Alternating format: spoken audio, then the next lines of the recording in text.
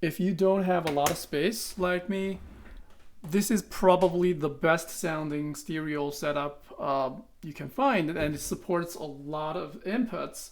So I can easily toggle from my CD player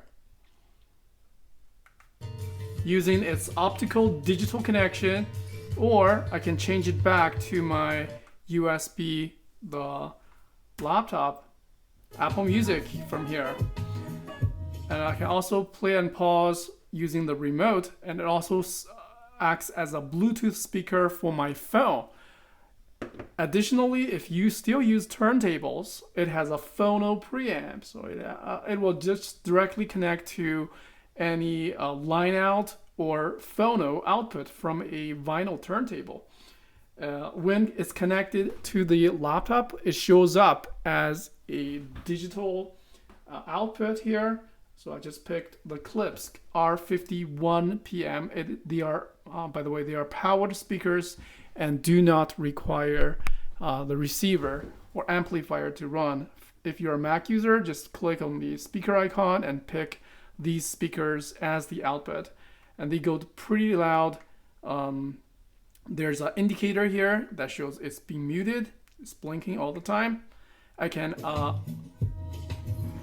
long press this sub button to enable the bass EQ setting. They are quite bassy. One of the most bassy speakers I've used once this feature is turned on. So long press 3 seconds or to turn it on or off. Yeah, I just want to give you guys a quick look of its right speaker. So everything is controlled from here. So we got these USB cable connected, the optical cable connected to my Sony Discman. So that's giving us the digital output signal to this DAC. And hold on. Oh, this volume button doesn't do mute. Or does it? Nope. And long press this thing to pick the input selection, or it can be done from the remote. This is also a volume knob, line switch, and phono input from these RCA cables. RCA inputs. 3.5 aux input is also supported. Optionally, there is a subwoofer output. These are two terminals connected to the left speaker. Then we also got a power input. The ground connection designed for these phonos. Service micro USB input. Usually you don't need to use it. Yeah, that's it. Very simple. And compact setup. Sounds fantastic. There's only one thing I don't like about it, is that when it's in Bluetooth mode, there is a little bit of hissing background noise, but which does not exist when it's connected digitally to my CD player or the laptop. I really like the remote control, which gives me a lot of, basically all the features I would need. And they go very loud, of course. This is awesome. And the LED can also be disabled. If you feel like it's too bright in the dark, then that's possible. Just want to give you guys another quick look of the remote, which is powered by two AAA batteries. From the remote, we can pick the aux input, optical, USB, phono input.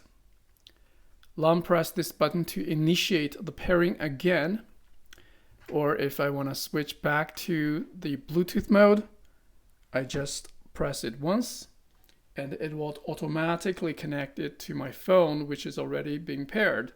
Then I come back to the music and let me pick some copy-free music.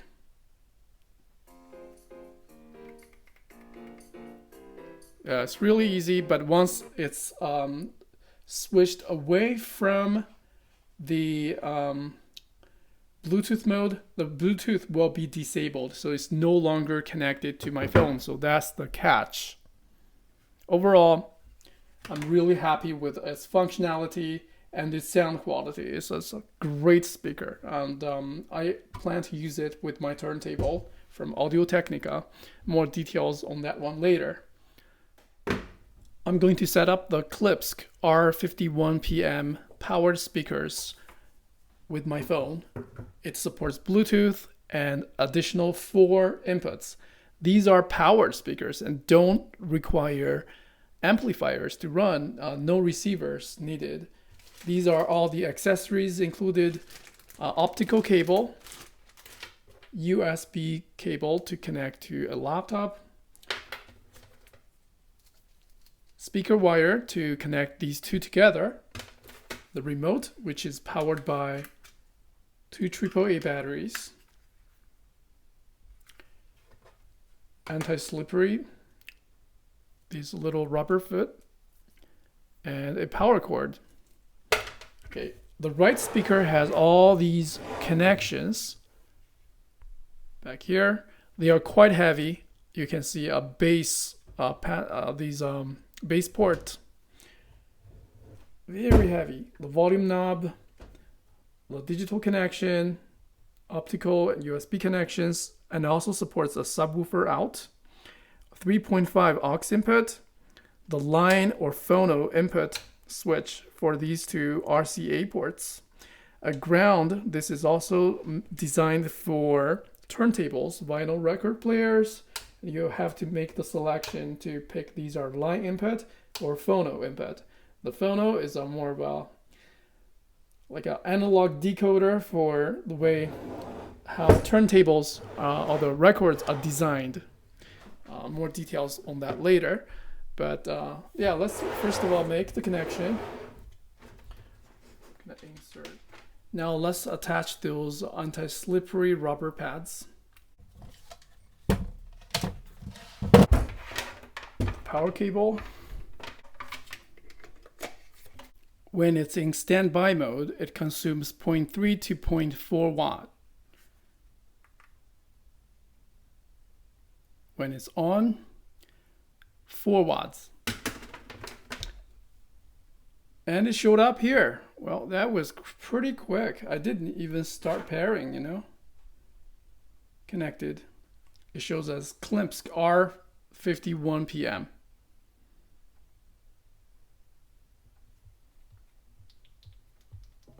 The volume can be controlled here on my phone.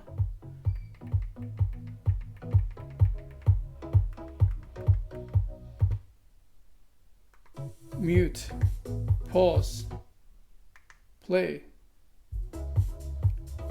Excellent bass. Wow, I'm kind of blown away by how deep the bass goes actually.